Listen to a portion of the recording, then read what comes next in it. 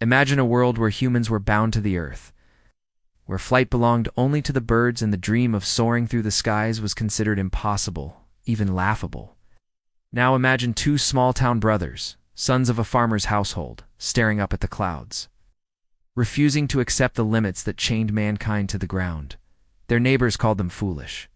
Experts dismissed them as amateurs. But these brothers Wilbur and Orville Wright would prove to the world that the impossible could be conquered. And in doing so, they changed history forever. Wilbur and Orville were not born into privilege.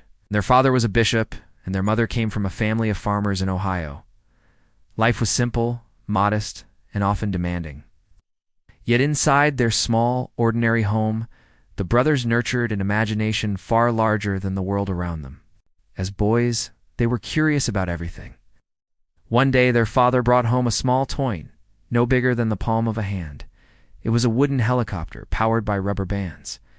When they wound it up and let it go, the little contraption spun into the air before fluttering back down. Their eyes widened with wonder. That tiny toy planted a seed of question that would consume their lives. What if people could fly too? Wilbur, the elder brother, was thoughtful, deliberate, and deeply analytical.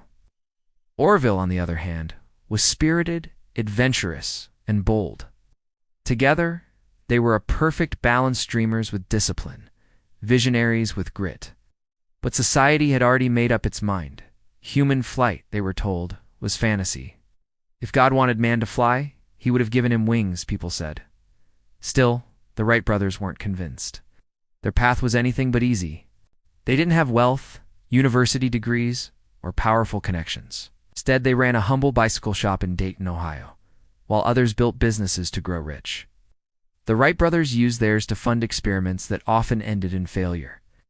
Day after day, they studied birds in the fields, sketching how wings curved and how air lifted feathers in the wind.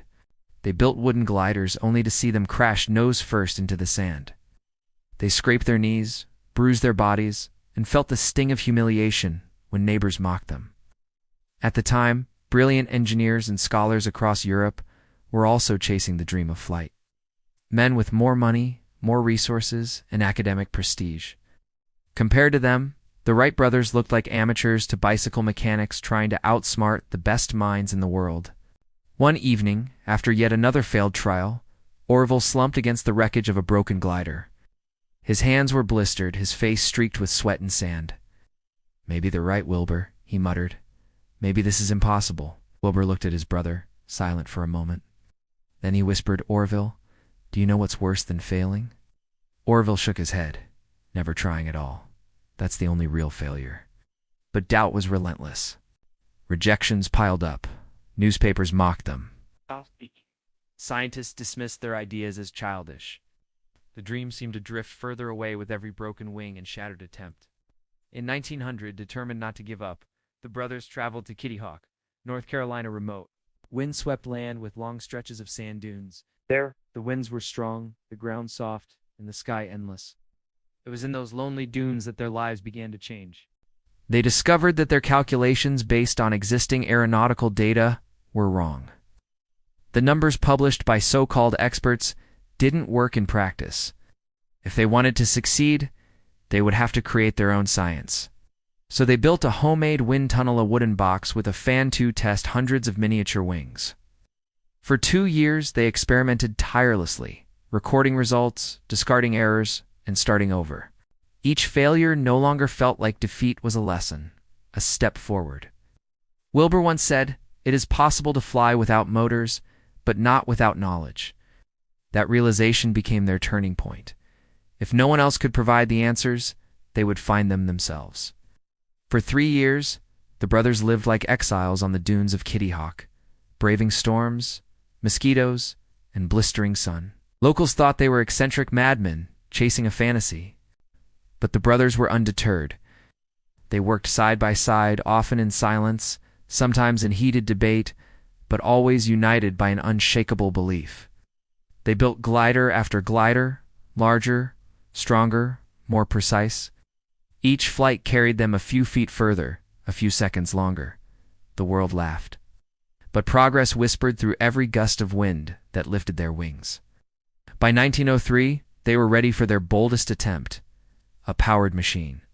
They built their own lightweight engine, designed their own propellers, and reinforced the fragile frame with wood and cloth. It was a contraption unlike anything the world had ever seen. On the cold morning of December 17, 1903, the brothers stood on the sands of Kitty Hawk. The machine was set. The wind howled. Orville climbed aboard, his heart pounding. Wilbur steadied the wing, his face grim with determination. The engine roared. The machine trembled, and then it moved. For 12 breathtaking seconds, history was rewritten. The fragile craft lifted off the ground, carrying Orville through the air for 120 feet. It was short, shaky, and imperfect, but it was flight, human flight. 3 more times that day, they took turns. Wilbur's final attempt lasted nearly a full minute, soaring 852 feet. The impossible had become reality. No longer were they mocked as dreamers. They were celebrated as pioneers.